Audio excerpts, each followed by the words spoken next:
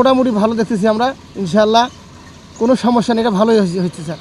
ইনশাল্লাহ আইন শৃঙ্খলা বাহিনী সবাই রাস্তায় এবং সব জায়গায় আছে, এই কারণে ভালো আছে ইনশাল্লাহ। আগে তো মনে করেন এই নিরাপত্তাটা ছিল না, এখন নিরাপত্তাটা মানে আছে, এখন যাইতে সমস্যা হবে না। প্রার্থীদের কাছে তো অনেক কিছু আশা থাকে, ঠিক আছে, তার মধ্যে মানুষের মনের মধ্যে চিন্তা ভাবনা যে মানুষ ভালোভাবে চলতে পারবে, ঠিক আছে, যে এলাকার উন্নয়ন হবে, মানুষ ভালোভাবে বেঁচে থাকতে পারবে, ঠিক আছে। ভোট সুষ্ঠুভাবেই হবে, গ্যামজাম হওয়ার কোনো সম্ভাবনা নাই। তো আমরা আশা করি যে ভোট এবার সুন্দরভাবেই পরিচালনা হবে, এইটাই প্রত্যাশা করি। এরকম সবসময় হলে গেলে জনগণের জন্য সুবিধা হবে। আশা তো অনেক আছে, যে আমরা আশা করি যে আমাদের ভালো যোগ্য প্রার্থী যে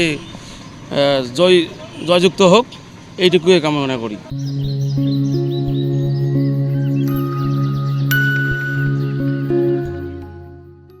এর পাশাপাশি বিজিবি 19 প্লাটুন মোতায়েন হবে, আর্মি মোতায়েন হবে, সদরে 8টি টিম কাজ করবে, র্যাবের টহল টিম কাজ করবে এবং ব্যাটালিয়ন আনসারেরও টহল টিম কাজ করবে।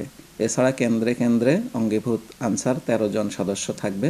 সব মিলিয়ে লালমনিরহাট জেলার যে নির্বাচনী প্রস্তুতি আমাদের অত্যন্ত সন্তোষজনক বলে আমরা মনে করছি এবং এখন পর্যন্ত লালমনিরহাট জেলাতে তেমন কোনো উল্লেখযোগ্য ঘটনা যেটা নির্বাচনকে বাধাগ্রস্ত করতে পারে এমন কোনো ঘটনা ঘটেনি এবং আমরা আশা করছি যে আগামী 12 তারিখে আমাদের নির্বাচনটা চমৎকার একটি নির্বাচন হবে। প্রত্যেকটি বাহিনীর সাথে আমাদের চমৎকার একটি কম্বিনেশন, কোঅর্ডিনেশন আমাদের রয়েছে, আমরা আশাবাদী।